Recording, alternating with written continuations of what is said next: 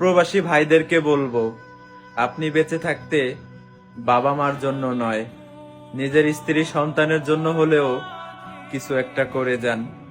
এই কথাটা শুনে হয়তোবা অনেকেই অবাক হইতে পারেন, কিন্তু গত 2 দিন আগে 3টা বোন তার সাথে ঘটে যাওয়া যে ঘটনাটা আমার কাছে শেয়ার করেছে, সেখান থেকে আমি একজন প্রবাসী হয়ে আমার কাছে মনে হচ্ছে বাবা মার জন্য নয়, নিজের স্ত্রী সন্তানের জন্য হলেও কিছু একটা করে রাখতে হবে।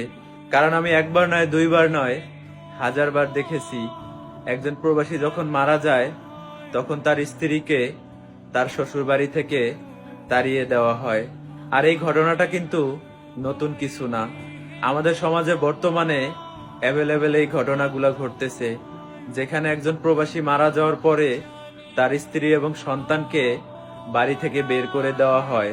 আর এটা করার পিছনে একটাই কারণ, সেটা হচ্ছে ছেলে যেহেতু মারা গেছে, তার নামে টাকা পয়সা এবং জায়গা জমি যা আছে সেগুলো অন্য ভাই ব্রাদারের মধ্যে ভাগ করে দেওয়া হবে। কোনোভাবেই যেন একজন স্ত্রী তার স্বামীর অর্থ সম্পদ না নিয়ে যাইতে পারে। এই জন্য অনেক বাবা মা আছে যারা কিনা তার প্রবাসী সন্তান মারা যাওয়ার পরে তার প্রবাসী ছেলের ওয়াইফকে বাড়ি থেকে বের করে দেয়।